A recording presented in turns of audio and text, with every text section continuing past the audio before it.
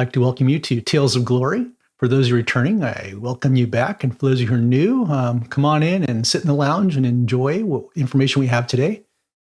Today's going to be kind of a special podcast for me. Actually, it's going to be broken up over a series of podcasts. There's so much information here. I kind of informed some of you I wouldn't make it clear in the title when I presented this that this was going to be about satanic ritual abuse and other ritual abuse and how to minister and bring healing to survivors, because I've been doing this over a period of 10 years. Every time I brought out something like this, survivors either got triggered or the occult came after me full bore to shut down what I was doing. So I kind of operate under the radar now. That's what I'm doing here. That was the whole reason behind the mystery of the titles and stuff. Those of you who are looking for it, I informed you how to find it. And it just is what it is. I've been doing this for, like I said, over 10 years now. And every time I pop up a little bit of public stuff, the enemy tries to come in and shut it down. The ministry itself, with just overloading or destroying our media or whatever they try to do with, things going on. So first of all, if you're a ritual abuse survivor, this podcast is not for you. I'm addressing people who provide pastoral care, primarily pastors and primarily Christian counselors, preferably Christian counselors with licensed family therapists who are Christian, and they're getting some of these survivors and want to know what to do. This podcast is for you. You cannot self-help yourself. Only Jesus can help you. And Jesus provides ministers that come along your side. And it's over a period of 10 years of healing. It takes over 10 years to heal from this. And it takes Jesus and Jesus alone to heal you. You can't self-heal from this. So again, if you're a survivor, turn it off now. This is not for you. This information is for me to help other pastors and primarily other Christian counselors who are licensed family therapists and are seeing this in their offices. This is for you. So I'd like to welcome you here. And that's what these podcasts are going to be about. I lightly spoke about this, and I touched upon it in my book, A Field Guide to Advanced Spiritual Warfare, and we're covering chapter 9. However, I'm vastly expanding on what I discussed in chapter 9. Again, when I came up with this stuff, it was hard to put it out there because I get an avalanche of either programmed people that would come towards me and try to shut it down or overload me and overwhelm me, or, the occult throws witchcraft at you too. So there was a lot of stuff I do to protect myself. And that's why with the secrecy, you'll learn after you operate in this ministry. There are those who are actually drafted into this, and there are those who don't belong in it because they don't understand the amount of witchcraft that will come towards them. And the Holy Spirit has to bring you into this to deal with the occult. And special training is not found in any books. I don't care what the pastor is or where they're from or how many bestsellers they are. They can't even touch the combat experience we have and how it came through the Holy Spirit only. So with much ado here, let's move along here. And, if you're a Tales of Glory listener, you know what time it is? Fire up them PowerPoints, Mac. Here we go. And there it is. A Field Guide to Advanced Spiritual Warfare, Chapter 9, Ritual Abuse Survivors. Again, this may take 3, possibly 4 podcasts. So I'm going to dump a lot of information out here on what we're doing and how to help those and whether you belong in it or not. And we'll discuss who does and who doesn't and who are good fits and who aren't. It's usually people God drafts in this ministry. It's typically not deliverance ministers because they have a hard time not being deliverance ministers when something deals with the occult and how Jesus can just slam it down and shut it down in a second. And you have to trust Jesus to fight your battles, especially high level. So that's what we're covering right now. We are in Ritual Abuse Survivors Ministry in chapter 9 of my book. It's going to be exciting stuff. This is kind of my passion. I had a guy come in the other day. I was working with him. And I think his girlfriend was seeing a therapist, and he was working with me. And his girlfriend's therapist asked him, he goes, well, what does your Christian counselor specialize in? And he goes, I didn't know how to explain it because I said my Christian counselor was an exorcist. He was a spiritual warfare minister. He was a counselor. He was a marriage counselor. It was all over the map. Dissociative identity disorder counselor. And so he asked me, he goes, what is my expertise? And I go, if I'd have to pick anything right now, it would be ritual abuse survivor ministry and counseling. He goes, oh, okay. So he goes, She'll probably understand that because we're talking about severe traumatized people and people come out of traumatized childhoods through some horrific stuff. And that's what we're going to talk about today. And there's a big spectrum to this, and we'll get into that. So I know some of you have been following along because I've been going through my book. We've been going a roadmap. I actually skipped over chapter 8, soul wounds and soul fracturing, DID, because I'm going to cover a lot of that in here. So it was kind of really not necessary because I wanted to go in depth here about what dissociative identity disorder is.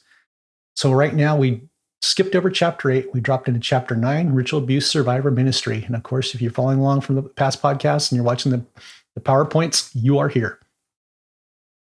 For when I'm looking at, I also do a simulcast on YouTube with the PowerPoints.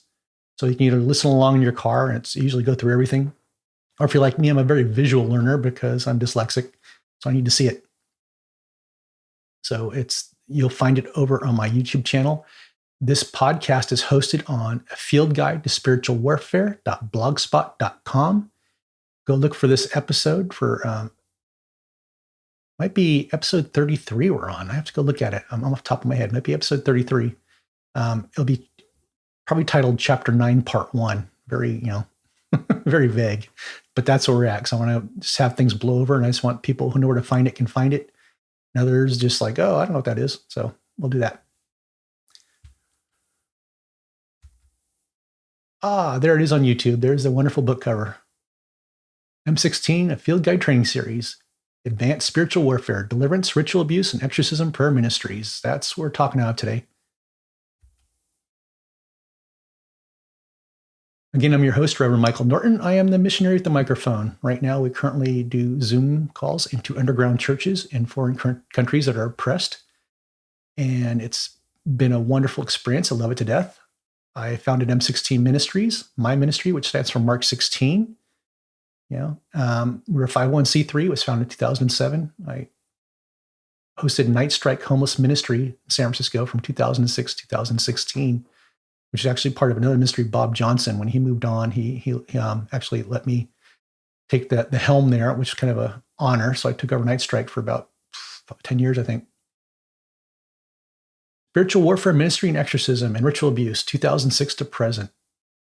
I really don't consider myself a deliverance minister because what I was being trained for on the streets of San Francisco was high-level stuff. It wasn't really deliverance. We're binding this, we're binding that. God taught me a lot of things on the streets and how to handle stuff. It was kind of cool. It was Holy Spirit, advanced training course out there. I had a Miracles and Warfare, Deliverance and Healing ministry, 170 night a month at my old church for about 3 years. We no longer have that. I do ritual abuse counseling and spiritual direction since 2013. I actually started ritual abuse ministry probably about 2011, and when God got me started into this. So it's been quite a while. I'm a co-pastor at Remnant Church. That's where our counseling center is. I co-pastor with two amazing women, Tony and Anna, and they're counselors there. And I'm running under the charter of Tony's pastorship out there. She has a ministry that Remnant Church is run under, and I work with her there. I'm an author of Field Guide Spiritual Warfare and a Field Guide to Advanced Spiritual Warfare. And I'm also a missionary in spiritual warfare, Ethiopia, Guyana, Haiti, Vietnam, Cambodia. All sorts of stuff here. So that's just my pedigree that we had to run through again. Because I think we're going to get some new listeners like, Mike, who are you? What's going on here? How do you know this stuff? Here we go. So up front, again, this is disclaimer, kind of what I opened the show with. The information presented here is for pastors and counselors who are working with ritual abuse survivors. Survivors, I don't recommend using this information because you can't self-heal. Seek a qualified Christian counselor, like I said, a licensed family therapist who is Christian, who understands dissociative identity disorder, and then has been a little bit trained in the ritual abuse survivors, and use a prayer ministry for this. So a therapist will have little to no help when dealing with the occult system of parts. You got that? So if you see a therapist, they understand dissociative identity disorder, they will not know what to do with the occult parts, and they'll probably try to reason it or logic through it. And here's where we have to connect parts with Jesus Christ. And that is a task in itself too, because the systems have been introduced to false Jesuses and horrific Jesuses that do horrible things to little kid parts. So again, a therapist won't assist you, but you need to seek out someone that's a Christian therapist that understands how to navigate ritual abuse systems dissociative identities. And we'll get into that in this talk too. So again, if you're a ritual abuse person, I will not respond to anything regarding this presentation right now because I want to get this information out to people who can help you. So if you're stuck, farm out somebody can help you and we'll talk that way. That's what I do now. So I don't get overloaded with stuff. It's just the way it is. I tried to help everybody in the past and the occult came in so many ways from sideways. So I don't do that anymore. There's firewalls and they're there for a reason and it all works. Don't worry. It's not like I'm pushing you away. You just have to come through certain protocol. That's the way the Holy Spirit set it up. And I don't stray from that. It is what it is. What qualifies me to speak on this topic and what is my background survivor inner healing ministry? How did I get into this? Again, I said that the Holy Spirit prepared me for supernatural ministry and dealing with the occult. And that's the only way I could say it. You don't go to a school of supernatural ministry to learn this because the topics cannot be covered there. When you're dealing with the occult and the supernatural, the Holy Spirit has to show you. Remember, we see weird stuff through God and he unfolds things for us. I said I was brought in this ministry about 2011 by the Holy Spirit. I was doing deliverance ministry and I was doing deliverance miracles and warfare prayer ministry sessions one Sunday night a month at my church in Northern California, where people come from hundreds of miles away to heal from demonic torment. And we had some miraculous physical healings happen on and stuff. It was just crazy. It was good stuff. And during that time, the really hardcore cases from churches that deliverance couldn't resolve were these ritual abuse survivors. And I'd, seen some incredible things. I never considered myself a deliverance minister because I was seeing stuff so far up the food chain. I go, this doesn't fit me. Whatever this deliverance is, it doesn't fit me, but I could deal with demons. And I did. And so we saw this stuff that was totally resilient to deliverance ministry. And so I went, this is weird.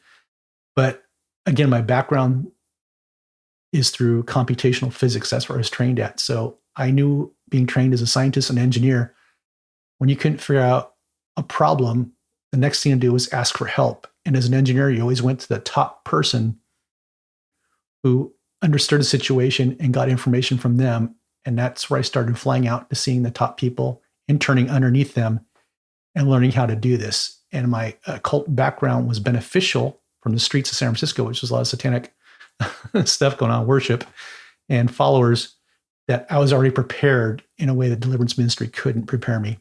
And I'm skipping over stuff because it would freak out the church. So I told some of my testimonies and stories about how God just dealt with the occult. It was not in the Bible. No, God does what he wants to do. He does what he does. I had people on the streets that witness it.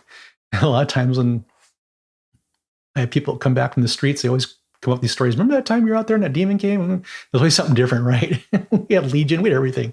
It was San Francisco. You ever wonder why weird stuff comes out of there? There's so much heavy demonic there. Oh my gosh. So that's where I kind of developed initial part of my training. And then God goes, okay, the occult part, you're not afraid of it. I'm going to show you the rest of the part of people that need help. And so I was moved over to a supernatural spiritual warfare inner healing ministry, which is ritual abuse survivors. And there's a spectrum to this I'm going to discuss, not just satanic. It covers other things too. But anyway, that's what qualified me to get into this. And I've been working at this officially since 2013. But I said it goes back to 2011 when I was working for first 2 years, like trying to help these other people that are ritual abuse survivors. So it goes back since then. Interesting stuff. Again, there's so much on the supernatural God showed me too through his lenses, through his grace, that it can't be covered in a book because it would just freak out the normal religious person. So I don't cover it, but like just you'll know who you are. I talk to other people like, yeah, that happened to you too. Yeah, that stuff was weird. I'm telling you, like I said, I've seen weird stuff. I've seen levitation. I've seen teleportation, right? Dealing with the demonic in people. So I've seen it. And that's kind of how God prepped me. And I didn't freak out because God also showed me the power of the Holy Spirit in me as these events occurred. And I wasn't freaking out because like, oh my gosh, this should be freaking me out, but it's not. And on the flip side, I brought people in to train and they just freaked out. So it is what it is. Even if you think you're prepared, you're not. Let the Holy Spirit prepare you. Okay, again, I covered that. I've worked in the field of inner healing ritual abuse survivors since 2011. I have worked with survivors over a broad system of ritual abuse, including satanic ritual abuse. Quite a few of these people I've worked with have satanic ritual abuse. One of notoriety was Anton LaVey's priestess. If you don't know who Anton LaVey is, he started the Church of Satan in San Francisco back in the 60s. And this woman I worked with was in her late 70s, and she was a high priestess, massively dissociated. Everybody talked to go, oh, Anton LaVey was just for fun. He was just mocking Christianity, and he was out having a good time. He's part of the San Francisco, blah, blah, blah. No, he was a Satanist, man. He did some crazy, weird stuff, and he tortured people. And I worked with one of the survivors that was under him. And so it's the truth. Like I said, over hundreds of survivors. I've worked with hundreds of them, and only few have walked to the near end of the journey. I'm talking about 2 right now who I've been with over 10 years, who are very near getting fully healed and being made whole. All the others is just they couldn't take it. It's a rough walk. God has to shake a lot of stuff out. A very rough walk, and a lot of people just don't make it. And that's the other thing I have to work with too. When people come to see me and go, are you ready for a long-term healing? Oh, yeah. And they disappear 4 weeks later. I've worked with MK Ultra survivors, several of them. That was very weird too.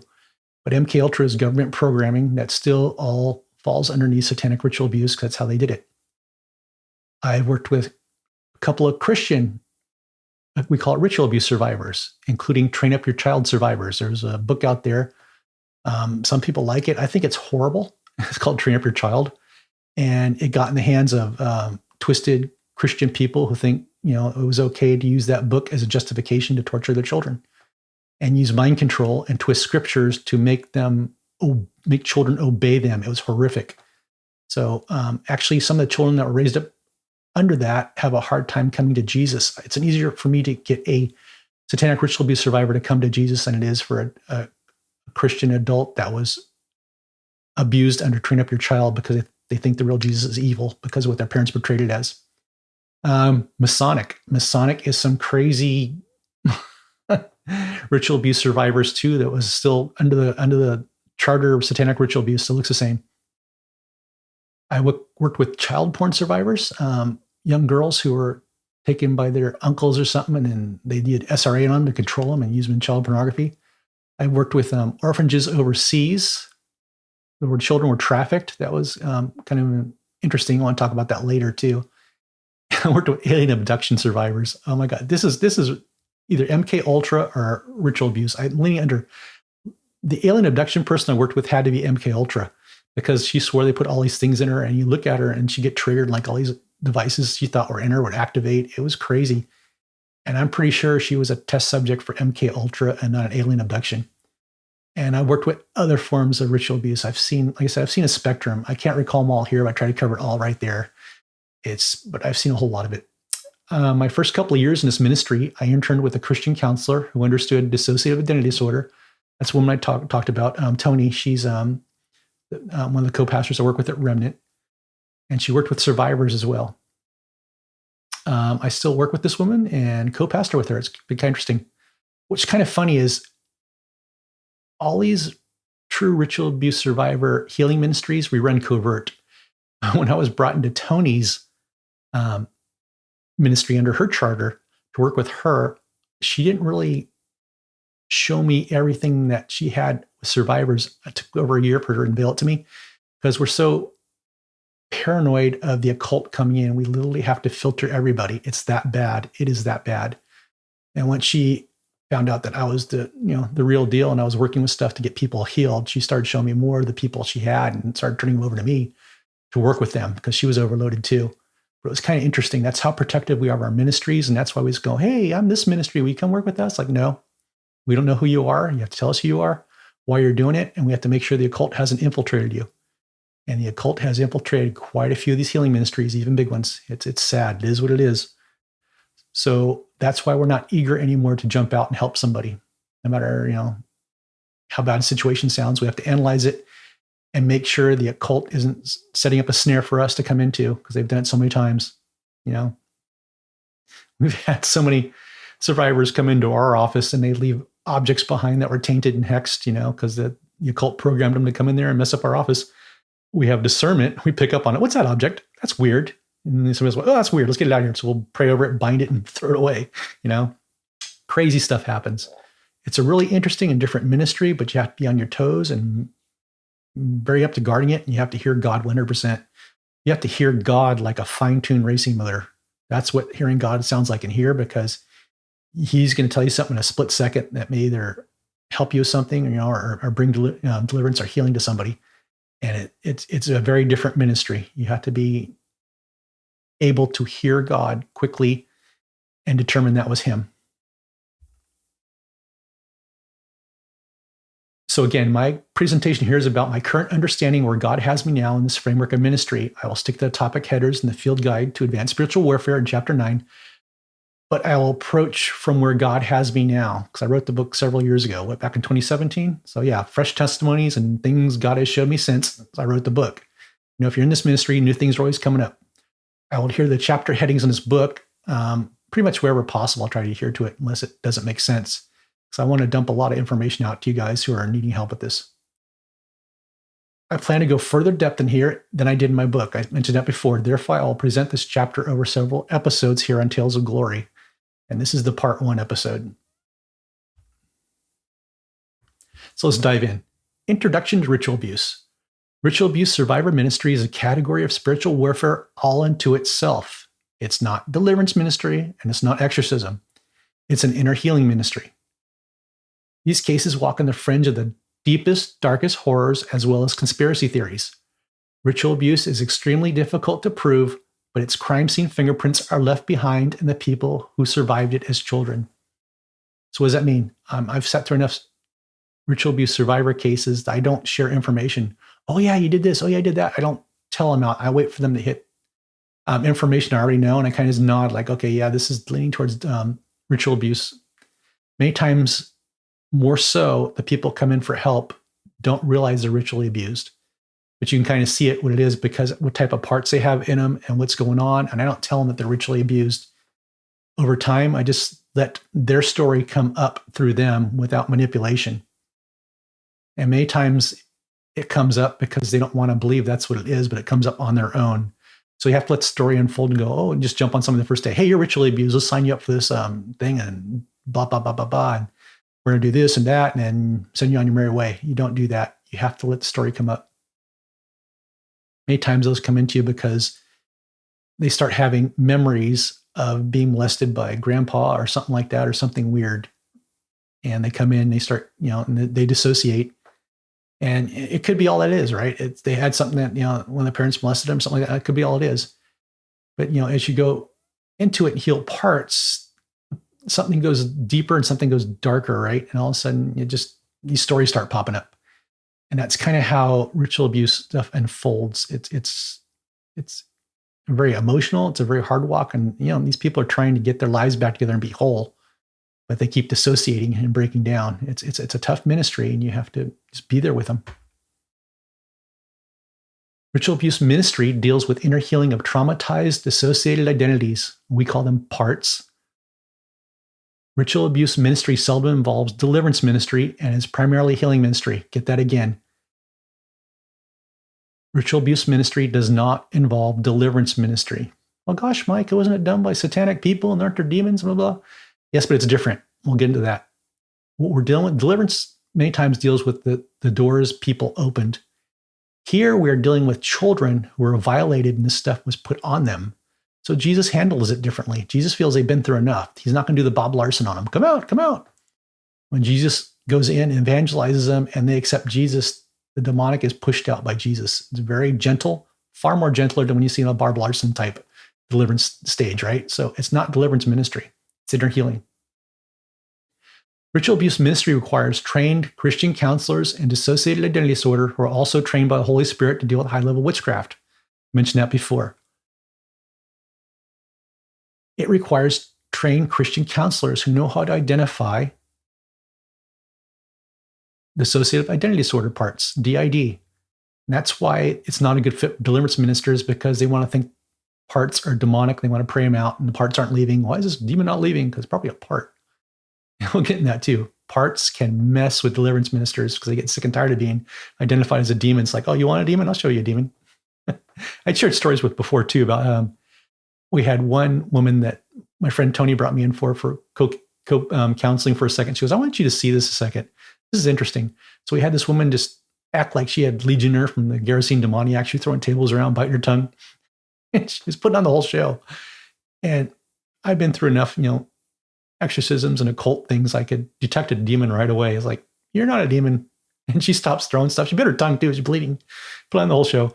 And she goes, you're the first mother ever to figure that out. It was a part. I go, hello, who are you? It turned out to be a 4-year-old part who was just tragically isolated during school and stuff and made fun of and bullied. And so it's just be careful what you get, because if you keep putting a label on somebody and you can't discern whatsoever, you have to discern between a part and a demon. And I first learned that out in Cambodia during one of my trips. We were out in an orphanage. We did a rescue on a young girl. And we brought her to church that night in one of the underground churches there. And this girl started manifesting. So I started doing deliverance ministry on the girl. And as I started doing deliverance ministry, she kept acting like a demon, but I kept sensing the demon shut off and disappear. That's the first time I got exposed to a person who was demonized and had dissociative identity disorder. So it was like off on. I go, what the heck is this? Are demons different in Cambodia? What is this? I never experienced this before. That's kind of like my first exposure. That was probably back in 2011. And after that, it kicked off my flying home after that. I think within weeks, I started getting my first couple of SRA people the Holy Spirit sent in and go, now you've been exposed to this. I'm going to show you more of this. So it's interesting. You have to have discernment. And it's not like type of discernment I always make fun of in the past couple of chapters. Like, I see a snake around your waist, it must be Kundalini. It's not like that. You detect it, you sense it, you feel it. And there are fake it till you make it. And the deliverance ministry field is full of a lot of fake it's. That's why I tend to stay away from deliverance ministry. So again, what is ritual abuse? Ritual abuse is deliberate, severely fracturing the human consciousness into thousands upon thousands of dissociated parts across multiple dissociated systems, the human consciousness, purely for enslaving through mind control to participate traumatic rituals. You got that? Ritual abuse is horrific mind conditioning through severe trauma to force children to participate in satanic rituals or dark society rituals, either or. They're all satanic. I really get them. That's what ritual abuse is. And we're going to dive deeper in this. What is this about? I highlighted some things here. So I mentioned thousands upon thousands of dissociated parts. Yeah, that means they have thousands upon thousands of identities inside of them. And these are spread across multiple dissociated systems. And we'll talk about what these are here in a second. And it's all done under traumatic rituals. And we're going to expand across this in the next couple of podcasts and unpack what these are and how to help these people. So let's look at the first one. We mentioned dissociation. What is dissociation? In a nutshell, dissociation is the human brain disconnecting from reality. There is a spectrum of dissociation. So the human mind will disconnect naturally from certain situations. And we say there's a spectrum. There's a good spectrum and there's a very dark spectrum. The good spectrum is daydreaming. And then we have the spectrum that goes all the way down till the end where it's horrific stuff and dissociations from satanic rituals. So from simple daydreaming, the brain disconnects from reality to the extreme far side of the spectrum where the consciousness disconnects from reality to endure horrific trauma. That's the spectrum. One side's daydreaming, the other side of the spectrum is horrific trauma that repeats and repeats and repeats, aka satanic ritual abuse. An example of dissociation we all experience includes forms of daydreaming and mentally checking out. We've done that during the day, right? You're at work, you're sick of doing the Excel spreadsheets and you kind of check out like, wow, what did I go for 5 minutes there, right? Another common one is you ever been out for a drive and suddenly realize you zoned out and can't recall the past 5 miles of driving. Like, wow, how did I get here? You kind of wake up like, this is kind of frightening. How did I get here for 5 miles? Where'd my brain go? Who was driving, right? That's a simple dissociation we all experience. When discussing the levels of dissociation involved in ritual abuse, we must understand the primary component used in fracturing the mind is trauma. So MK Ultra programming, satanic ritual abuse programming, Christian ritual abuse programming, it all involves severe trauma for the mind control.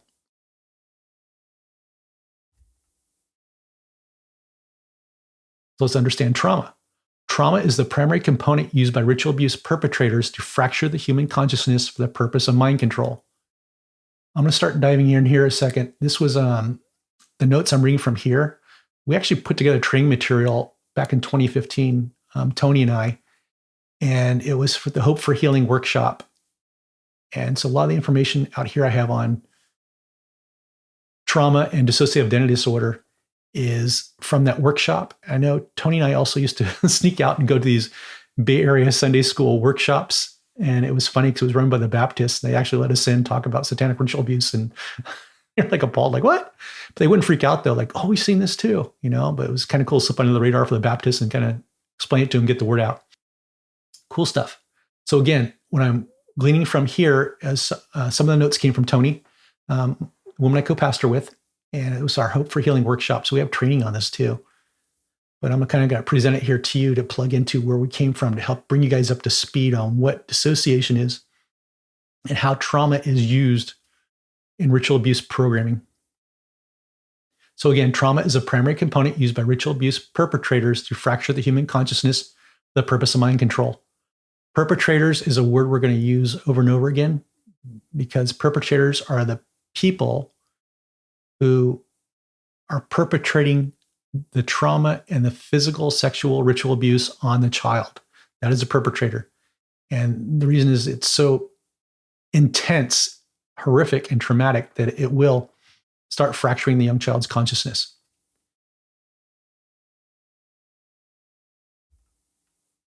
Trauma is an emotional response to a terrible event.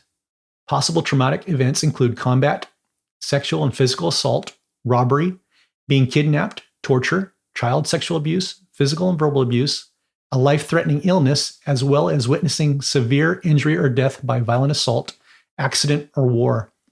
It is a significant event that is psychologically overwhelming for us. We need that word too for trauma.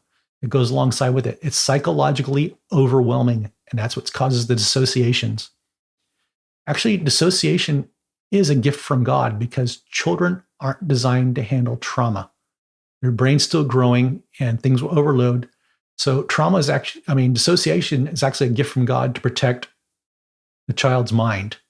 So when something is traumatic and overwhelms them, they're allowed to dissociate. And there's good dissociation and there's bad dissociation. And we're going to discuss more about what the bad dissociation is and how it happens here and how the perpetrators in ritual abuse exploit this to fracture the human consciousness. So trauma is an experience or series of experiences that overwhelm, there's that word again, our emotional capacity. There's another word there, to handle functioning in a situation. What's capacity? Capacity is the consciousness ability to balance between emotions of joy and pain. You got that? So you ever notice a lot too in the Bible, God talks about joy, inner joy, and then there's suffering, inner joy, then there's suffering. Capacity is biblical. So capacity is our ability to return the brain back to a normal state from a dissociation from something violent. We witness something violent. And if we have, during the rest of the day, we can have a joy capacity enough that we can let the joy reabsorb whatever the trauma was, kind of bring us back to a neutral state. That's a good capacity. When a person is healing from pain, like trauma, they're developing their joy strength, right? So if you're healing, you've got to develop your joy strength. I've heard it before called your joy bucket. Go outside and fill up your joy bucket. Right now, when I'm working with kids right now, because of stupid COVID, they have to wear masks and lock down their homes. I have to work with this on this too, because in a depression, like, you got to have a joy bucket. What brings you joy? I don't know. We'll find out what brings you joy. Well, I like playing the drums. Well, if that drums brings you joy, you get out there and play the drums, your heart content. And if that stops working, find something else that brings you joy. You have to fill your joy bucket to survive this depression thing. You have to counter the depression, right? So in Christian counseling, we have to develop our joy strength. And especially with survivors of severe trauma, they must learn and find a way to develop their joy strength. When our joy capacity is low and we can't quiet ourselves, life is very painful. Low levels of joy that are exceeded by my level of pain equals trauma. So we have joy at one end of the spectrum of capacity and trauma at the bad end, right? So we need joy to start pulling the trauma in. Like, okay, I had a bad day or something was traumatized. What will bring me joy? And I'm not talking about comfort foods. That's the wrong way to do it. What brings me joy?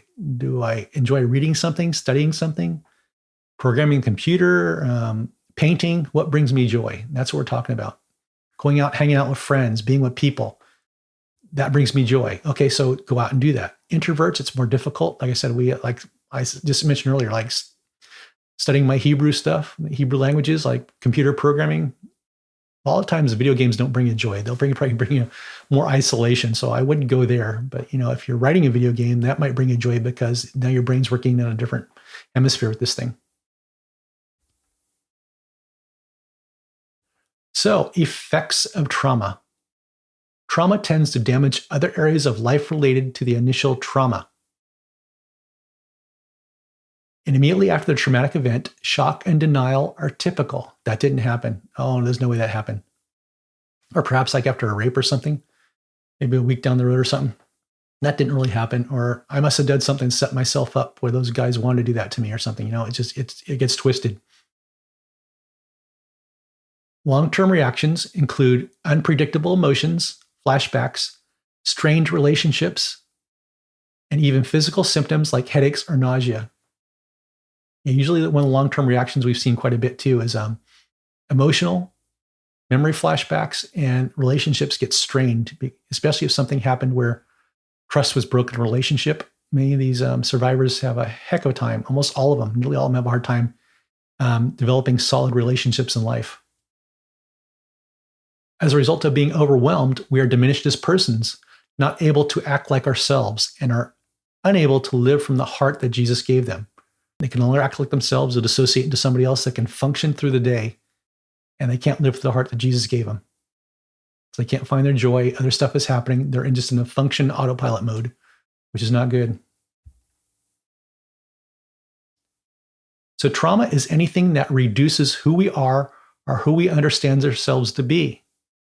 The unregulated emotion intensity of the traumatic event reduces us to less than when we were before it.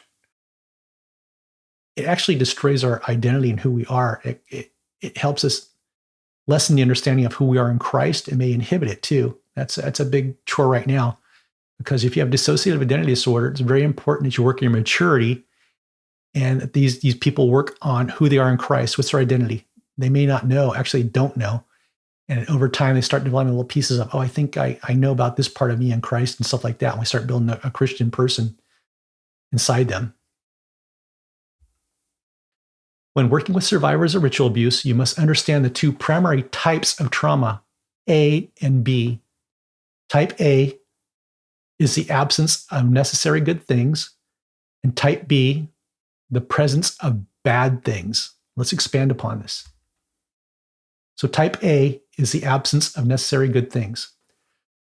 Not being cherished and celebrated by one's parents simply by virtue of your existence. Not being adequate food, clothing, shelter, medical and dental care. Abandonment, rejection, malnutrition.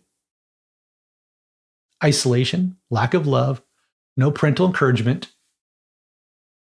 Not receiving large amounts of non-sexual physical nurturing, like sitting on the lap, like daughter sitting on the lap of a healthy father. He's wrapping his arms and he's smiling at her and she's bringing joy and they're bringing joy to one another. That's missing in the relationship here. Not receiving age-appropriate limits and having those limits enforced in ways that do not call your value into question. Not receiving age-appropriate limits.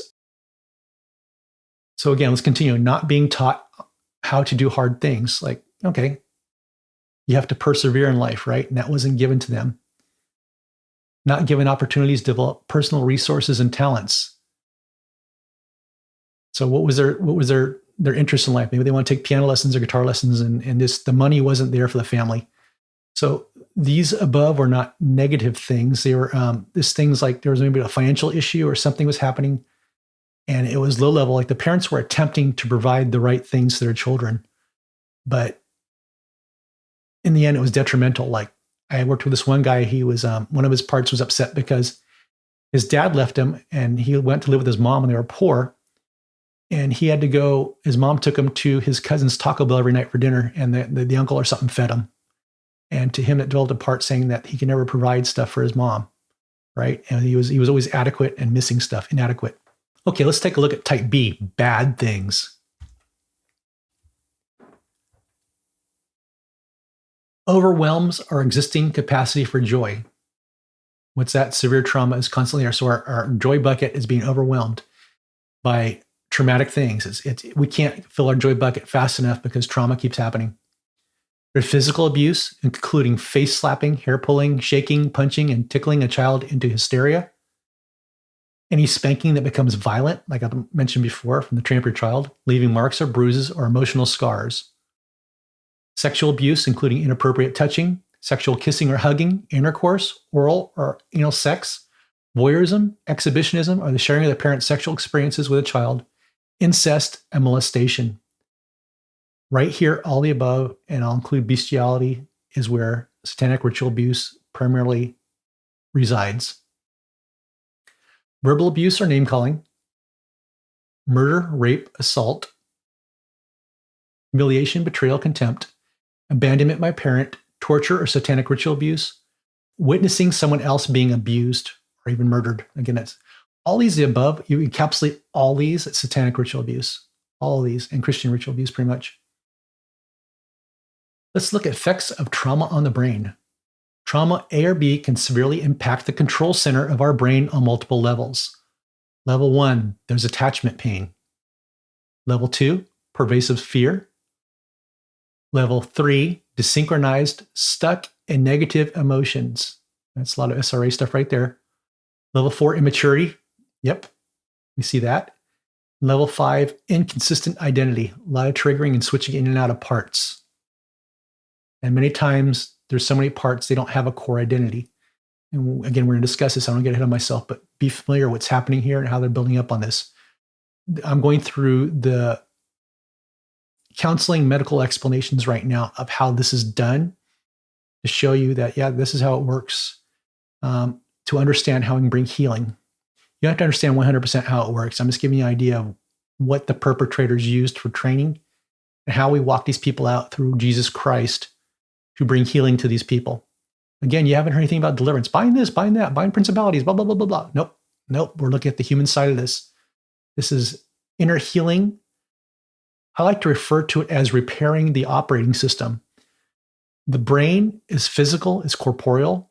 The consciousness is the operating system. It's non-corporeal. We are working on repairing the intelligence operating system software. That's what we're doing with Jesus, and only Jesus can repair it.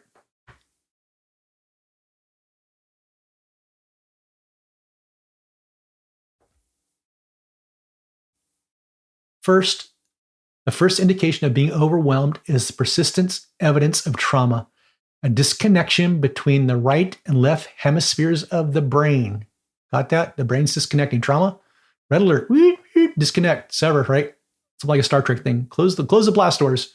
So we're disconnecting. There's persistence evidence of trauma. Closing the blast doors between the right and left hemispheres. Here we go. Loss of control of the prefrontal cortex to the amygdala. You guys all know what the amygdala is? Those two little banana things on each side of the brain here, right? There's one over here and there's one over here. I call it the little banana. But that's what's part of your fight-flight syndrome. Communication breakdown. The amygdala runs the control center until the distress and trauma are over.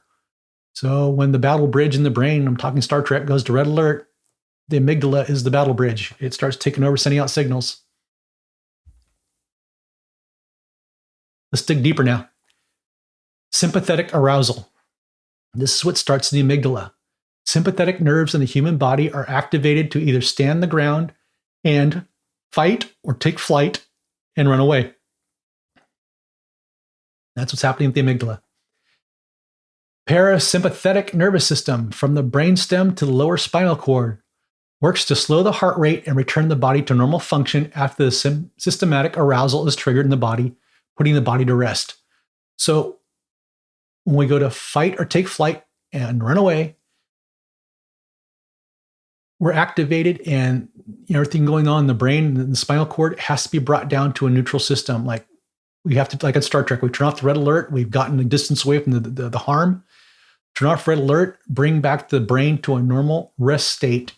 And that's what we're after with the parasympathetic nervous system. It has to be brought back to a rest state. When this system is overloaded, it is what the perpetrators use for satanic ritual abuse programming. They'll overload this so it doesn't shut down. So when the amygdala takes over, flight, run and get away, fight, protect yourself and make the distress stop, check out, shut down until it's over, library, study the problem, right? So the brain's going, okay, let's analyze this, what's going on. We're walking down a trail and, oh my God, there was a rattlesnake crossing the trail. Flight or fight. All right, and then you wait a second or you turn around and walk the other way. And you store that, and the brain's going, was that really a situation? Yeah, if I walked across, I could have got struck, right? We're studying the problem. Should I go back tomorrow? Because I hike that trail all the time. Well, yeah, we probably walked out for 6 months. That's the first rattlesnake we've seen. So maybe we'll try it again tomorrow and hope we won't see another rattlesnake. So we're studying the problem like, okay, it's safe to go back.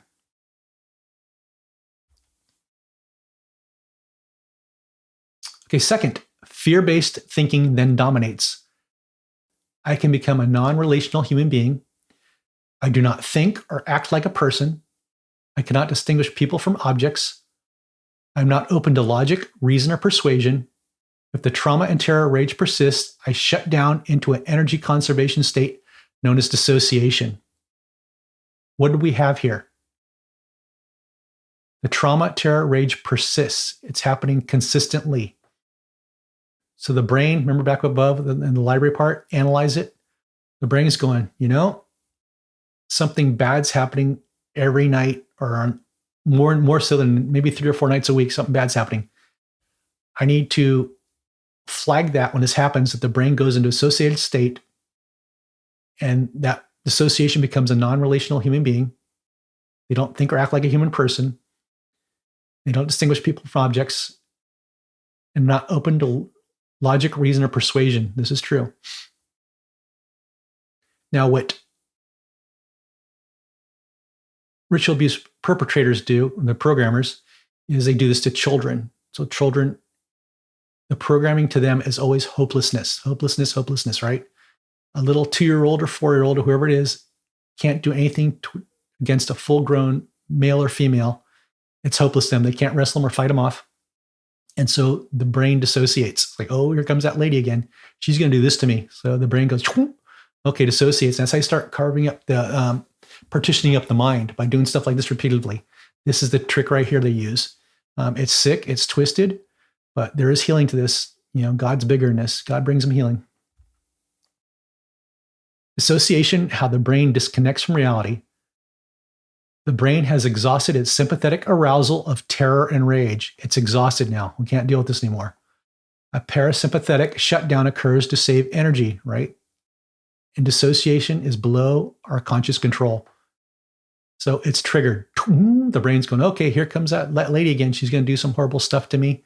She's probably going to hit me with a horsewhip or something like that, or something sick or twisted. She does it all the time. So that programmed part for that woman comes up, and she's going to start doing more stuff to that child to make her fracture even more. And it's below conscious control. It's triggered. It's triggered by words. It's triggered by eyesight. It's triggered by situations and people.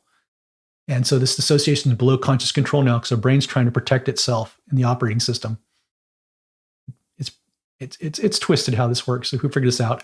I don't think anybody ever did. I think it was just something demonic they understood. Like, hey, let's do this to these people. This is how Satan can enslave his church. Remember, people don't accept Satan. Like, oh, I accepted Satan as my Lord and Savior. Doesn't happen like that. That's not what he does. He hates Jesus. He's the opposite of Jesus. He hates mankind. We saw it in the garden. We saw it left and right what he does to people and in wars and stuff. He hates us. He doesn't want us voluntarily. He wants us as slaves. He wanted Adam and Eve as his slaves, right? So he's taking it steps further now. He's like, care less. I just want you guys to be mindless slaves under me. You're not going to have free will like under your loving God, Jesus. You're not going to be like that. So that's what this is all about. It's enslaving the mind. People involved in satanic churches are mentally enslaved. Period. End of story. And I'm going to get more to this as I wrap up conclusion about this. Once dissociation is used to replace rest, the brain will tend to dissociate rather than learn to rest in the future. This is what the perpetrators want. The dissociative child learns to shut down instead of rest. Not learning to rest is bad for us and our brain. Again, what's the godly thing? Be still and know that I'm God. That's what he wants us to do. He wants us to meditate on his word and be still and know I'm God. A dissociative person has a difficult time being still and experiencing God. Not learning to rest is the main predicator of mental illness during the remainder of life. So, as I said earlier, this isn't a mental illness. This is deliberate. Usually these are very bright children, bright people to be able to handle thousands of identities in their brain. Can you imagine how powerful their thinking and brain is? So Satan just goes after people that are able to handle this trauma. Most survivors I met are very brilliant people, and they're very creative people. So that's why Satan uses this to divide up their minds. So what's happening here? When the left hemisphere is not communicating with the right hemisphere, remember our blast shield sealed between the two of them, our explicit memory is impaired. Explicit memory is your consciousness memory, like remembering time, recalling labeled events that happened in your past. With dissociation, you may no longer remember or be aware that I am present in the trauma or what happened to you. Something critical right here is we're talking about, and it happens quite a bit. A lot of ritual abuse survivors are missing memories in their childhood, and this is why.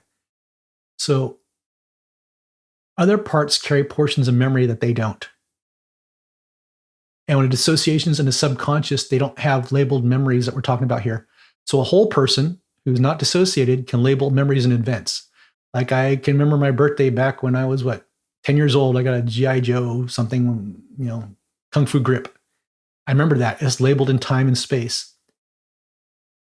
These adults don't have a lot of their memories labeled properly. A lot of times they're missing from 4 to 5 years old, maybe, or they're missing a big chunk of their elementary school because they had a ritually abused part that came up to make it look like in school everything was okay and they're a star student.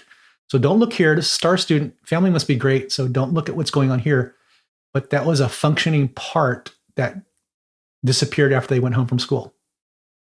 And a lot of times people are like, I don't remember my elementary school years, and we'll eventually find the parts that lived that life and what they did. Kind of interesting, very interesting. It's sad, but it's interesting. So remember that. A lot of these survivors are missing labeled memories. And that's another catch too. It's not an indicator, but it's there. You can have people that were severely abused at home, not SRA. It could have been sexually abused or something that was too traumatic, and they could have pieces of their labeled memory missing too. Usually, large chunks of labeled memory being missing is just an indicator that severe trauma happened to them. They were abused somehow, some way.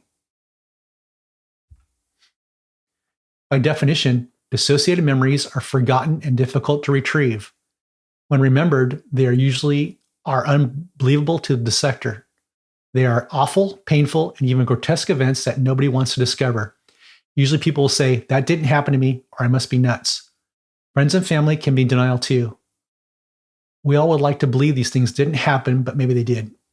So early on, when I first worked with some of my survivors, we were working in a session and we're just talking about something. And all of a sudden you see them start shaking, trembling, like, you okay? I'm like, yeah, a memory's coming up.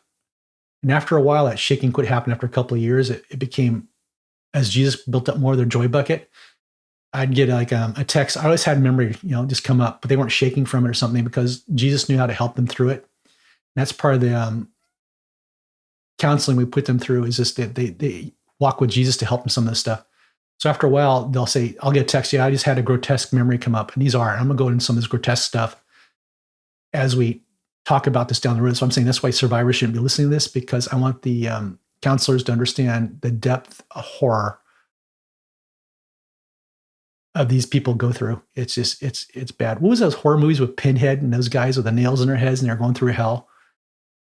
I used to think that was a grotesque horror movie, but those are like nothing now compared to what I've heard from survivors. And I'm going to talk about some of the stuff, how they did this stuff. You don't have to know the gory details, but I want you to understand and be into this, because the Holy Spirit didn't bring you into this. You won't be able to handle the trauma, and you'll take it upon yourselves, which you can't do, of what these people experience. They went through horrific stuff. They don't want somebody to take on the horror with them. They need somebody to help them, get them out of the traumatic cycle. If the Holy Spirit didn't bring you into this and you don't like horror stories, do not go into this, because this stuff is real. That's what I said. Sometimes at first they're in denial. As we work through stuff, we'll start getting different parts. You had a piece of one memory. Maybe a year later, somebody has the rest memory. We can only get so far in the memory. I can't remember. I can't see past this. And we'll heal somebody else and the other piece of the memory. Oh my God, that was a piece of memory we were looking for a year ago. So you see, it takes over time. It's no quick healing. I would be leery of people who are in ministry right now are trying to help others saying, oh, Jesus healed me overnight. If you have thousands upon thousands of identities in you, it doesn't heal overnight. Let me go into this real fast. Well, Mike, you don't believe in miracles. God pulled me off street ministry. That was in San Francisco. I did healing ministries where I prayed over people and I saw sicknesses heal. I saw bones heal instantly from prayer. When God pulled me this, he goes, Mike, you've seen the miracles. Now I want you to be in a long-term fight where they're not instant miracles, but you have to pull them down from heaven. And it's going to be a very long battle with these people. And we see miracles day after day, but it's different here because each and every one of these parts have free will. God honors their free will. If they want to hate Jesus, they can hate Jesus. If somebody hates Jesus on the streets, Jesus doesn't come down and go, hey, why don't you like me? I'm going to heal you right away. See, you're healed. Now you can follow me. That's not how it works. Same with these parts, but he knows he's going to heal all these parts. It takes time for them to heal because of what horrific stuff went through them. It takes as long as it takes between Jesus and the parts. And you have to understand that. We don't heal. Jesus does. So it's a very long-term ministry. When I'm like, Mike, why does it take years? Because if you're going about 1,000, we've healed like 1,000 parts in one day. One time, God shows up to a stadium. You can't make this stuff up where parts were all sitting and he healed them all, So it's not like you're going 1, 2, 1,000,000,058, 1,000,000,059. Oh, we got 1,000,000,056. It's not like that. A lot of times one significant part gets healed and then a bunch of parts go with them. So we'll discuss more on that, on what the ministry looks like. But it's a miraculous healing ministry. It takes time. I just want to make the point is when you come across people, that's how you know the occult invaded certain healing ministries. Jesus healed me. Well, how did he heal you? Oh, one day I was sitting at home and he said I was healed. That's a duplicitous part talking to him and lying. And then they go, hey, now we can just go infiltrate a healing ministry. There are a lot like this. It's just twisted. You have to be very careful. And that's why a lot of us healing ministries like this, we don't communicate with others. We know who the good ones are and who the bad ones are. And even if I know who the good ones are, we don't communicate with each other. It's just kind of nod, hey, you're there, right? It's kind of like we're Navy SEALs and we have to operate covertly. And we have to operate around a lot of ministries that have been infiltrated by the occult. It is what it is. I'm sorry. I know where they're at. But they know about me too. And they try to send people into me and I got rid of them. That's how we know stuff. It's very interesting. I call it the dark spiritual Cold War right now. That's what SRA healing is right now. They send spies back and forth, but we're deep undercover and we're deep in the healing. And I have a firewall, man. That's all I'm saying. And that's why it took so long for me to convey this information. But as we're heading into an area of the occult, we see this in paranormal shows and everything going on right now. The demonic are just active. Now is the time we need the people who need to be equipped to be equipped. And those that aren't, just please stay out of the way. Stay out of the way and let us do it. Not everybody is meant to be a Navy SEAL. A lot of people going for training, ring the bell and leave the program. This is Navy SEAL training and it's violent. It will destroy you. I'm talking about the witchcraft, not the people. The people are amazing. But then again, remember, you have thousands of 4-year-old parts who know how to use witchcraft against you because they hate Jesus. Aha, that's what's going on, Mike. There you go. It's not like the Angela Greening thing, was it? Finger of God.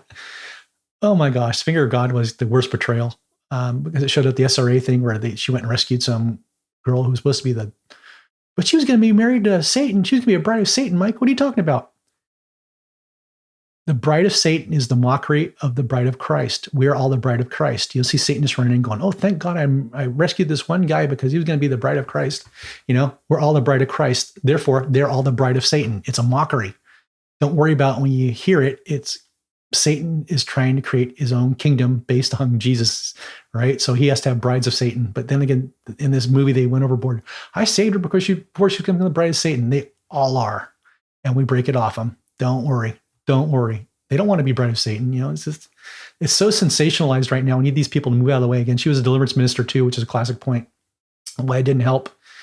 And then she wrote a book about how she was healed to deliverance ministry. And I kind of made a comment on it on one of my blog sites about, no, she wasn't healed. This is SRA.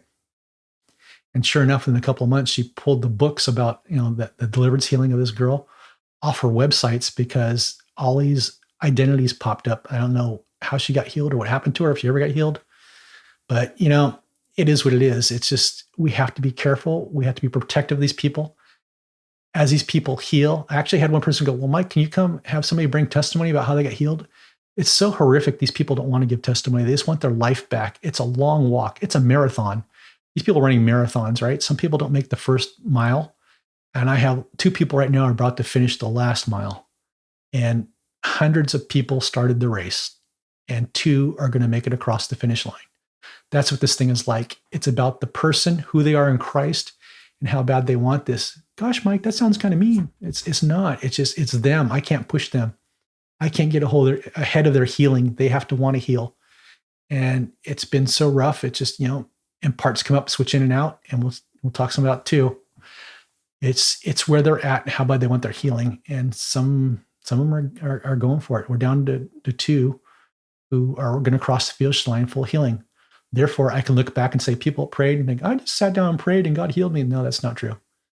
It's not true, because if you've seen the level of spirituality of these women I'm working with, you would know, like, oh my gosh, I see what you're talking about. These are very deeply spiritual women.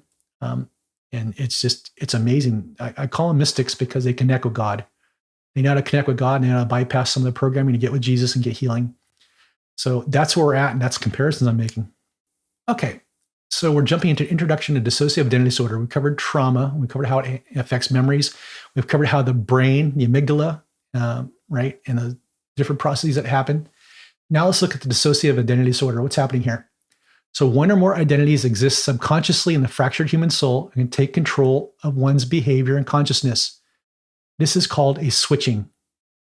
So many of the survivors have what's called presenters. They could have 1 to 6 presenters, and you may not know the difference in them. Or if you're close to the person, like, oh, that person kind of is kind of off kilter today. That's not the same person I knew. Are you all right? You seem kind of off. Oh, no, I'm fine. You may have another presenter up. What they may see a symbol of witchcraft during Halloween or something and switch out. It's called triggering. So somebody else comes up, takes control of consciousness. As we heal, we've seen parts take control of consciousness for up to months before they got healed. Okay. And it's just interesting. So it's not a mental illness. I mentioned before, we're working with the operating system, and it's not a chemical or biological disorder. We're not talking about bipolar. These people are not bipolar. They're dissociative identity disorder.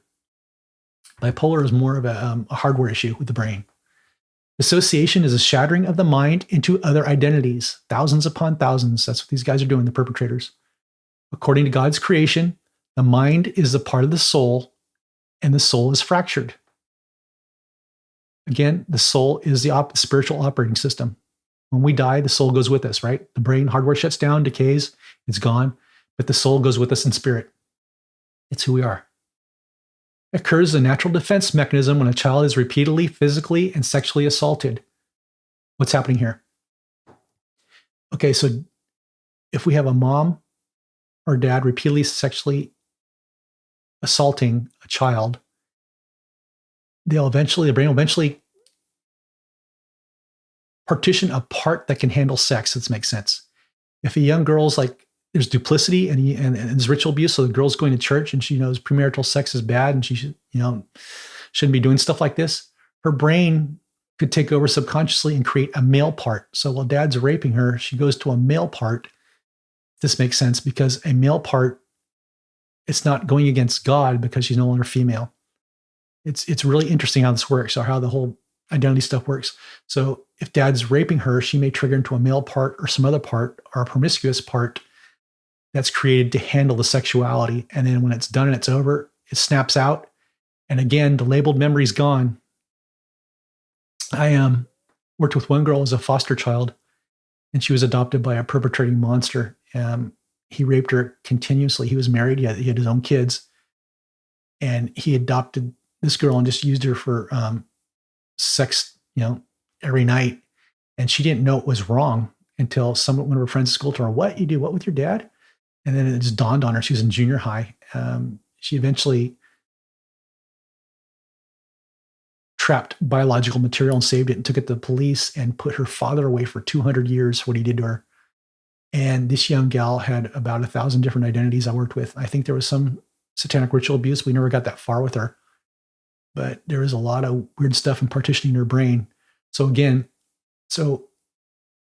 natural defense mechanism will kick in and create parts that can handle the sexual violence, handle the violence being beaten. And that's why the memory gets labeled and they forget it, because when that part goes down, it took the memory with them.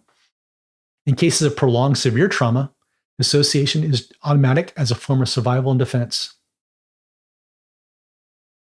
Children between 0 to 8 years old will dissociate in extreme traumatic conditions. Gosh, Mike, you said children between 0 to 8 years old.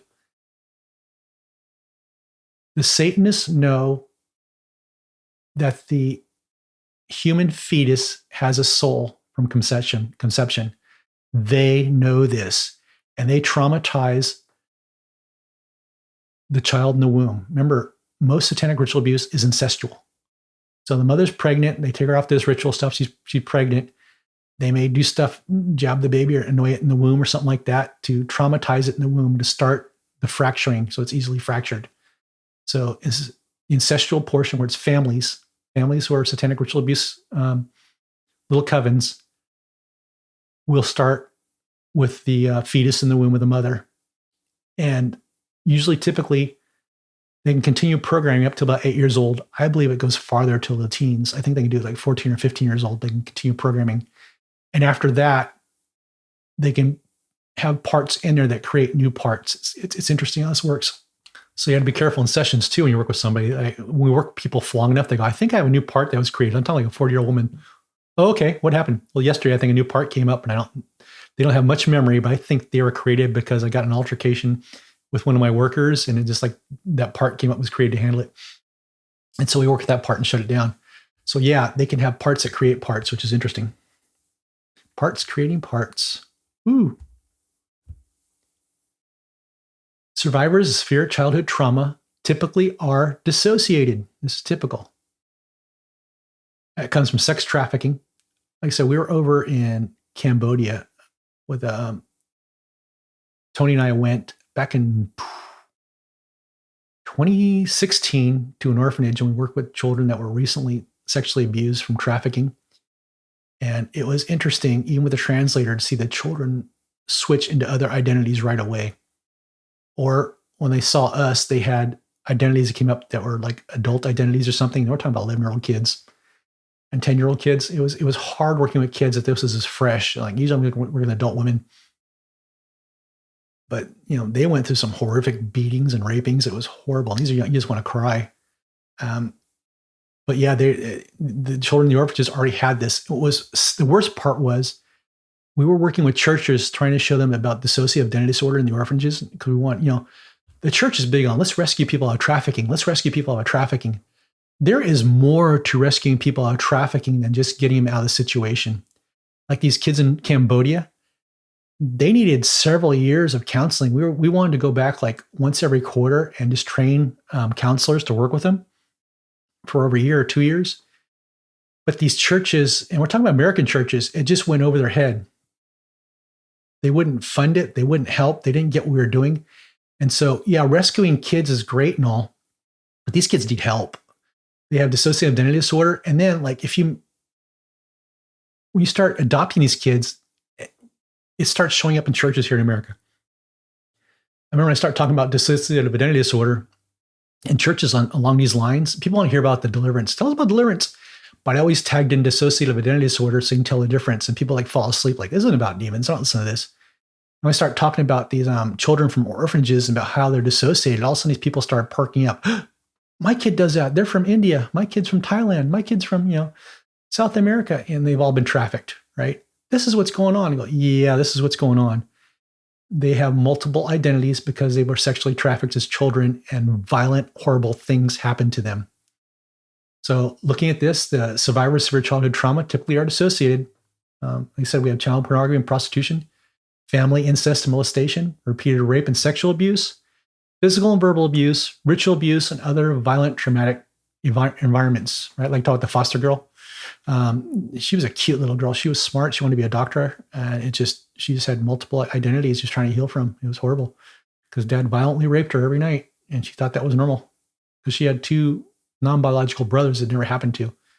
I think one figured it out or caught him or something happened too. So one of the brothers figured it out, and he was probably used in part of the trial against the father. So yeah, even foster care, the kids are trafficked in foster care, man. It's just, it's horrible. Dissociative identities or alter identities, we call them parts. I quite frequently refer to them as parts. So parts up. What part's up today? Who's this part? Survivors of severe trauma can have anywhere from 1 to thousands of identities or parts. Satanic ritual abuse survivors and violent repeated rape survivors can have 1 to thousands of parts. I had very recently, back in December, a church sent over to me a young lady they thought that was demonized, because every time they'd read from the Bible, she'd hiss and spit and stuff like that at her. And I said, well, send her over. If, I was amazed because people are doing it with her pastor. Okay, well, I can't cast demon out. Well, Mike, we need you to look at this.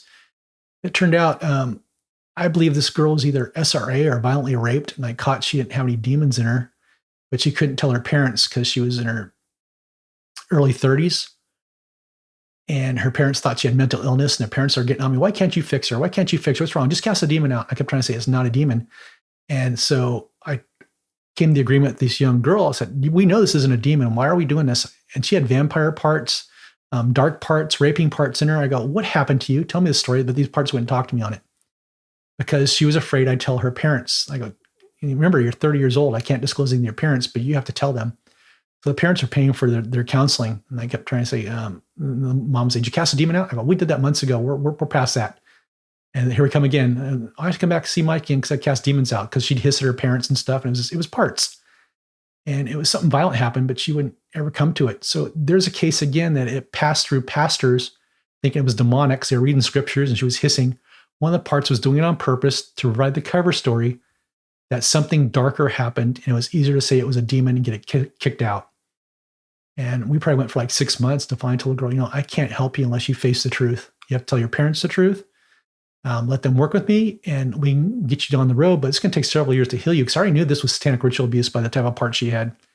But I didn't tell her that. It's just, she had to want to be healed, and she didn't. She just wanted to lie first and be taken out of her pain. And that's not what I'm there for. So I kind of sent her on a road, sent her on her way. So again, parts tend to be children's identities locked into a snapshot of time the trauma occurred. Get that again. Parts tend to be children's identities locked into a snapshot of time the trauma occurred. With SRA, we're dealing with 4-year-old parts, 8-year-old parts. When I tell you the 4-year-old parts know witchcraft, they know how to levitate stuff, all sorts of crazy things. Don't be surprised what they can do. And then again, don't fear it. I don't fear it. It's just, Holy Spirit raised me up in places where, I don't even have to be looking at it, and the Holy Spirit will shut it down. It's how you're walking with Jesus. So some parts may be unaware of aging. If you have a 4-year-old part, they may not know that they're in a 40 or 50-year-old woman. A lot of times I get these stories from these women like, I was doing my hair in the bathroom today and a demon came up. How do you know it was a demon? Because they looked weird and they looked frightened, very frightened. I go, how do you know it wasn't a part? And it was a part that's never been up before. Oh, that could have been, So yeah, I'm pretty sure it was a part that came up. And a lot of times too, parts come up all of a sudden in a session. I go, have you ever seen me before? And I go, no, I haven't. I go, do you know how old you are? 4. I go, yeah. Can you do me a favor and look at your hands? And look at their hands and hold them up. And I go, oh my God. Why are my hands so old? Look at a 50-year-old woman's hands. It's like, well, you've been down a while. So parts aren't aware of aging. A lot of times too, you ever notice you'll see this too with a lot of satanic ritual abuse survivors because of parts. These women look a lot younger than they are because the parts keep them from aging somehow. I don't know how they do this. I wish I knew how the brain did this. It's crazy. And I noticed too, when I went with one of the people I minister with, Cindy McGill, we used to go to the Las Vegas porn conferences. She's a Christian minister, and I went with Christian women. And went looking for these women to minister to get them out of the porn scene, right? And the porn industry is in for women that look like very young girls, but they can't use young girls. And so guess who they use? Women who have dissociative identity disorder, who are in their 30s and 40s and look 14.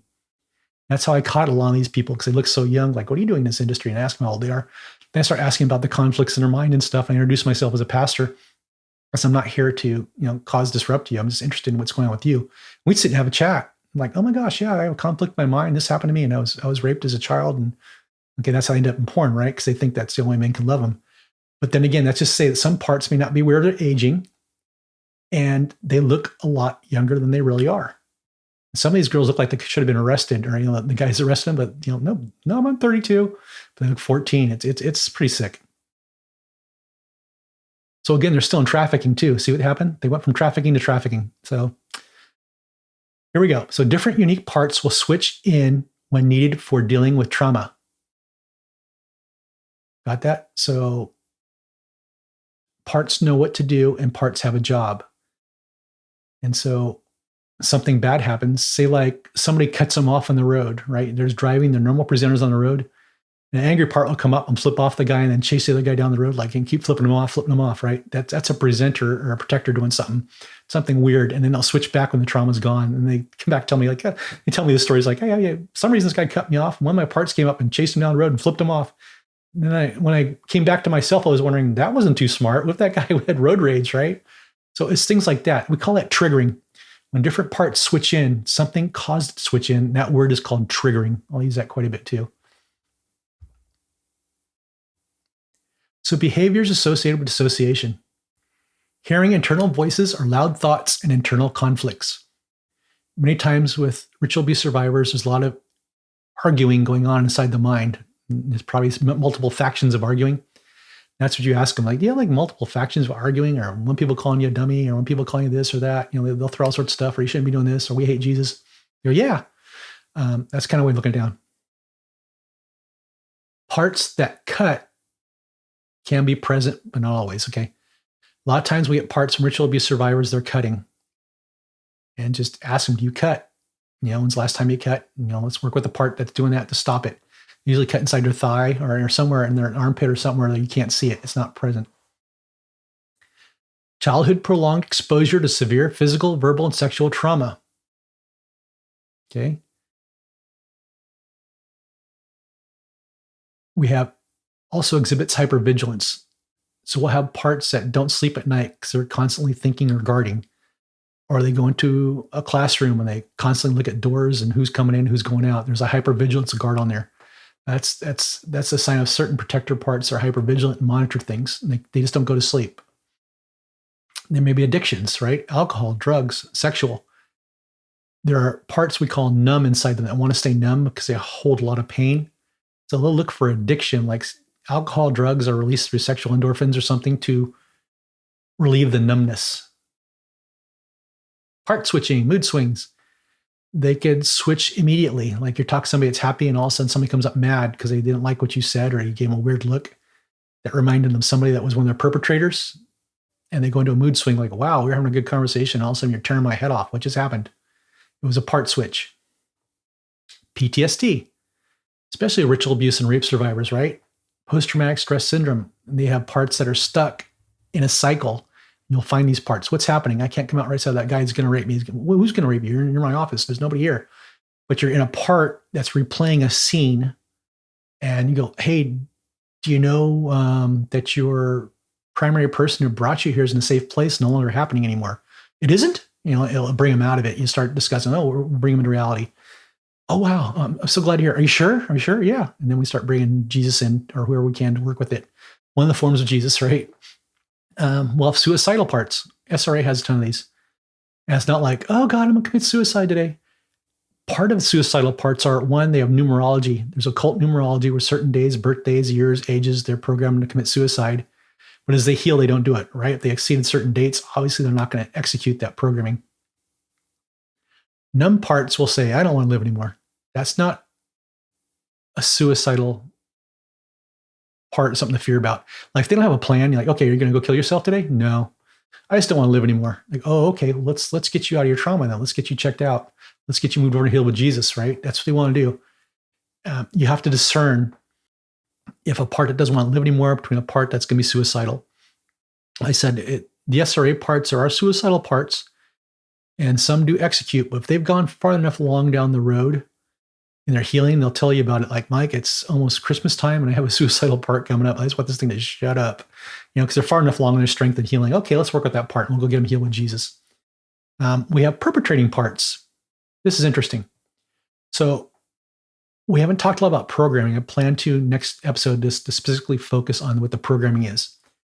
But perpetrating parts are parts that are programmed inside the mind. The people actually did the perpetrating, the real people, the programmers, they leave parts, I call images of them inside their mind to continue on with the perpetrating and inflicting pain. So early on, you work with a survivor of satanic ritual abuse and you try to go to an area where pulling a person out of the ritual abuse component, there may be a part behind them that looks just like their perpetrator and they think it is a perpetrator, but it's really their part inside them. It makes sense. And they're causing pain every time this person talks. So we'll move with Jesus to go see if we can talk to the perpetrator and get the perpetrator healed, perpetrators. Usually if we do that, we free up a whole section of people in there that are under control of the perpetrating part. So the perpetrating parts are the images left inside as an identity to inflict pain and maintain order in the hopeless prison of Satan. That's what it is. Okay, next one, severe strongholds with false belief systems. So all programming has one charter: hopelessness, hopelessness, hopelessness. There is no hope. So Jesus comes in and counters it with hope, right? Because we'll talk about double binds. Double binds is if you do this, then this will happen, and it's always bad. And we go, okay, that's choice A or B. Choice C is always Jesus. Choose choice C. And we go and bring Jesus out, and it destroys the false belief system because it's not anywhere on the radar to have hope. So there's severe strongholds, false belief systems, and that's what this whole thing's built upon. It's a house of cards. It starts coming apart. Satan isn't smarter than Jesus. We know that. Nowhere near it. So Jesus does some crazy miraculous healings here. It's just a very long-term walkout that Jesus heals. A lot of praying. You better have a prayer life by now. I'm not talking about intercessor. It's just, we're talking about you have a one-on-one relationship with Jesus that's a transforming union, and then you and Jesus are just, you guys are there when you're doing ministry. He's there full throttle, and you feel him. So attributes of dissociative identity disorder. A system is a group or subgroup that comprises any number of alter identities. This is an attribute. It's called a dissociative identity disorder system. What is a system? A system contains parts. And satanic ritual abuse, there's a system. And within a system, there are many systems. And within the many systems, there could be thousands of parts within a system. You could spend, to me, I'd probably spend like a month to 2 months healing a system and get most of the parts cleared out now because we know what we're doing. We're kind of like people I'm working with, they're getting down the road. They spiritually know what to do, and they're strong enough to know what to do when we work together and get this stuff out. So when you feel like you've healed somebody, it's kind of weird. Like you think you've healed somebody in satanic ritual abuse. Yeah, we worked a year and a system closed. Like, yay, you feel like there was a great healing because there's always like a great healing. And they come back the next week and it seems like you got nowhere. Like, what happened? Well, that's what it is. You moved into a new system.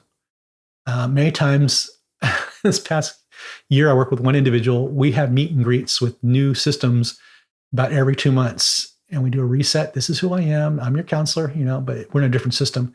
You can tell how it changed. The old system got cleared out, and there's something different about this system. And we're going through clear out systems now. So just be aware. There's multiple systems. You don't have a checkbox. Check, we got there. I know some people try to map systems. It's ridiculous. You're working through a spiritual realm. You don't map the system. It's just, you just have to understand that you're in a system, what's going on with these parts in the system, and synchronize with that and what Jesus is doing. Okay. So survivors of severe trauma, such as incest, may have one system of alter identities or many. This is just incest alone, right? But then again, I said satanic ritual abuse is incestual. Keep that in mind. You can shriek, go ew, but it actually gets uglier than that, and we'll touch upon that as we move on different podcasts. I want to build you guys up a nomenclature and what's going on. So survivors of ritual abuse can have several subgroup systems of alter identities that comprise a hierarchy. Right? That's what I'm talking about. I don't think it's so much a hierarchy anymore as it's a mini universe. Right? You have a system with systems, and you start clearing out the systems until they're all cleared out. It can have a hierarchy, but I don't really believe it has a hierarchy anymore. It's more like a nebulous, small universe or something. You want to think of it that way. A universe of identities. And it's made to be deceiving that it's vast. It's not vast. It just takes time to clear out. And the more you clear out, the more you see people get whole. Like now, the two ladies I'm working with, we have every now and then we have a complete whole person. I don't say complete, the nearly complete whole person comes up for several weeks at a time. And it's interesting. By whole, I mean it's who Jesus is assembling in their consciousness to put him back to whole as one. And we'll get those for a while until some more healing needs to happen. And that person will go down and we get through these systems. And then that whole person comes up again. They're stronger than ever. So we're seeing stuff at the tail end of the road that I know we're getting healing from. It's pretty interesting. Ritual abuse survivors that have two primary systems called the day host and the night host. Okay, get this. So let's consider the day host a system, like a major system. So we have the system. Remember I said there's systems inside systems. So we have the system where everything's contained inside. Then within the system, we have two systems called the night host and the day host. And within those are systems. So the day host comprised of all the systems and parts that are active from when the survivor wakes up until sundown. So when they wake up till sundown, there's a night host system with a bunch of different systems in between there. And different parts can come up during the day, depending on what happens.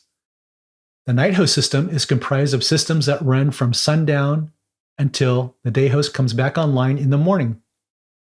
The night host is a system that participates in rituals and is accessed by the occult through the spirit realm. Let's stop the stage here a second. What's going on? The night host is what's used for ritual abuse. The night host starts with one of the parts. We have multiple parts coming up around the dial of the clock. You'll see this when you work with survivors. Sometimes they don't sleep all night. They have different parts come up and they stay up all night. So night host wakes up, different parts between probably sundown till midnight come in play, start preparing the survivor for the rituals that are about to come. And then from 2 to about 4 are the ritual time parts. And from 4 to 5 are the parts that are lose memory and go back to sleep so they can get the ride home, wherever they're going. And then they wake up back in bed around 6, right? And the sun up. Imagine that. Now, I mentioned something else. The night host is also accessed by the occult through the spirit realm. This is something you have to deal with. As parts heal, they're still accessible through the spirit realm, through the night host at night. And they'll come back and tell things happen. They were whisked off to some coven or something. They saw it, or some men were trying to do stuff to them sexually or something like that. That is being accessed. And we have to shut down being accessed, and it takes time. And I'll speak more on being accessed too, because that's something else. It's another battle you have to understand in the spirit realm and how it works and how God protects you and how he'll protect you when this stuff happens to them and vice versa. It's, again, this is stuff that's not written in your deliverance books and pastors don't have experience with or have sermons about, because this would freak them the hell out. But if you're brought into this, you understand this because God shows you how to deal with it. It's just, it's amazing. Total amazing stuff. Holy Spirit. It's not in the Bible, Mike. Actually, I could point to places where it is. Okay. So let's look at introduction to satanic ritual abuse. Now we covered the whole dynamics of what dissociative identity disorder is and how it's used for ritual abuse survivors. Jesus Christ used his gift of free will for us to choose him. Remember, I talked about that. Jesus, our creator, is a loving God. The ritual abuse parts don't know Jesus as a loving God. They know him as a perpetrator that rapes them. They had a perpetrator dress up as Jesus and do horrible things to them. So Jesus is not the lifeline, because I know that guy's mean, he's evil. And when I get down little parts, they don't want to see Jesus. So we have different ways of bringing Jesus in when we evangelize a part. So these parts have no free will, and the hopelessness is set by the fact the only guy that can bring them hope is Jesus. They don't want to talk to him. And that's what we have to evangelize through. And they can't snap your fingers like Thanos and instantly heal him. So with free will, we are not enslaved to Jesus, but we choose to follow him. I choose Jesus. I love Jesus. I surrender to him. It's my choice. Satan is evil. He doesn't want followers. He hates mankind. He wants slaves. Satanists are enslaved through mind control programming and massive fracturing of their consciousness through severe torture. They are enslaved to him. That's the way Satan wants it. So again, we'll discuss ritual abuse mind control programming in our next episode of Tales of Glory, because there's a lot there too. You see how technical this was, going through dissociation, building up to this? We will cover the Field Guide to Advanced Spiritual Warfare, Chapter 9, Ritual Abuse Survivor Ministry, and in the next episode, and that will be totally focused on programming and deprogramming and what it looks like and how we do this. Wow, interesting stuff. Thank you, Jesus. Thank you, Jesus, for being able to save something so complicated and just squashing Satan. So conclusion. Covered the basics of dissociative identity disorder, trauma, and how it pertains to ritual abuse. We're going to build up this. How these are how it's done, right? And next time we cover ritual abuse mind control programming, we covered that. So ministry for the survivors is inner healing walk and not deliverance. Deliverance, I rarely use at all in these ministries. As you've seen, however, the Holy Spirit must bring you into this ministry and train you in how he deals with the occult. That's special training he does off the side before you even get into this. This information is not found in any book. And again, it would freak people the heck out if they did, because I've had manifestations in my offices. I've had shadows walk in, things show up. I've had little 4-year-old parts demonstrate their witchcraft to me, do all sorts of things, try to cast hexes on me and stuff. And we catch it. It's amazing. But it's supernatural ministry. You have to be on your toes. It's not something you learn. It's not something deliverance minister goes, I want to pick up the book and just expand into this. You will get destroyed. This is a very tough ministry. There's only a few of us, and all of us talk about is like how Jesus has supernaturally protected us and our finances. It's incredible. But we have bullseyes in our back, and it's Jesus that protects us alone. So I hope you guys enjoyed this information. I do want to make a comment right now because we're near Halloween. I noticed that every Halloween, except for probably this one, actually I saw the YouTubes go around. There's one particular ex-Satanist witch warlock who goes around saying, I want to talk to you guys about Halloween and what Halloween's really about and stuff. And he was an ex-Satanist. I listened to his story, and he is a survivor. He goes, well, when I was young, my high satanic priest showed me how to do all these powers and all this stuff. And it wasn't like, hey, I'm going to sign up for this, and this guy's going to show me how to do this stuff. No. In order for this guy to learn to do what he did at high-level satanic stuff, he had to be mind enslaved. He's not healed. You guys know what I'm talking about. He's not healed. Do not bring him to your pulpit. Do not watch his videos on Halloween, because there's deception. It's just, again, when I talked about when he's programmed, he has thousands upon thousands and systems inside his head, and he's not healed yet. And based on how I heard his testimony, I'm going, oh my gosh, dude, you are not healed. Is he saved? Yes, he's saved. Don't get me wrong there. Jesus saves these people.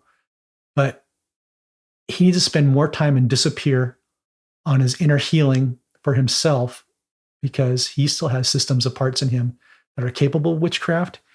And remember, I tell you, people can trigger and snap out and some other part comes up. Well, what do you do when this guy gets up to your pulpit and he has a programmed satanic pastor come up? What does that do? It's like Satan at the tree of knowledge of good and evil, right? The serpent, the Nakash, how you talk about that in Hebrew. Surely God didn't say this. He's going to twist something slightly, and you're not going to catch it. And that's the danger of this. Do not allow him up.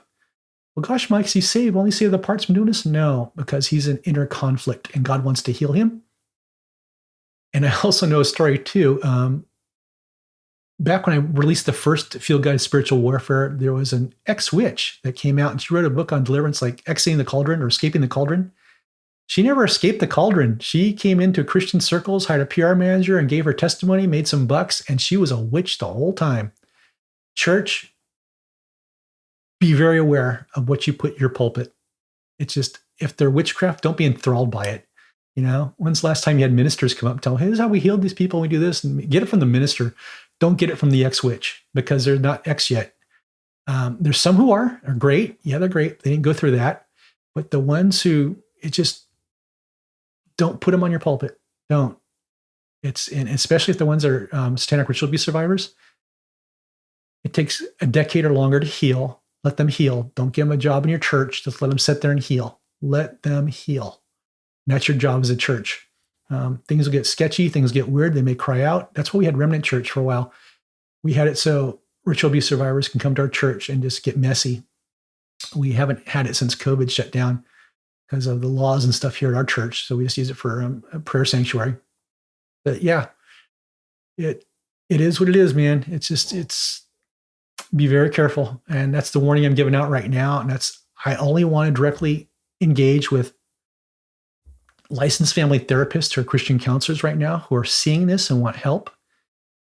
And or Christian counselors and pastors. And that's about it. I'm not looking for new clients right now to take on. It's just, there's been so much things that went sideways with Zoom calls and things like that. I no longer do those either. I only work with people in front of me. So, but I can help equip and educate those of you who are working with this. And I'm more open and happy to free and do that. But for right now, I love you guys. I hope this is informative and you guys understand what we're talking about here and how deep it is. And if you see these people on YouTube too, like say, I had therapy and I have 3 years and I'm done, now I'm going out in political areas right now and we're going to bring down these pastors and all this stuff. Be aware they were programmed to bring down pastors. Every ritual abuse survivor has a spirit of Jezebel programming. And it's one of the problems we encountered before COVID happened, that we had to root out our church ministry where there can no longer be survivors at minister level. It was that bad. And these were good people. We loved them to death and they knew what was going on. But unless they're fully healed, they have Jezebel programming like, oh, this pastor raped me. It's not true. They had pastors dress up and rape them during the things. And that's parts talking right now and giving information. So be very careful when these people come up and say this. To them, it's true. I've heard these stories so many times. To them, it's true. When I get farther past another part, I do the Scooby-Doo thing. Like, let's find out who this person really is when we pull a mask off them. And usually it's some of the person they knew doing it. So that's my warning right now. If you're going in this ministry, isolate yourself from the crap that's out there. The Finger of God movies, the other stuff, the stuff, or this is how I healed myself, or I'm an apostle of this and I've been healed. Avoid the crap. There's only a few ministries out there that do this. And if they're run by survivors, I'm very leery of them. I'm very leery of Sozo and Shabara, especially the Shabara. I think it's been infiltrated by that cult or the person's not healed yet. Anyhow, I will put out more information on this. God bless you guys. Until next time.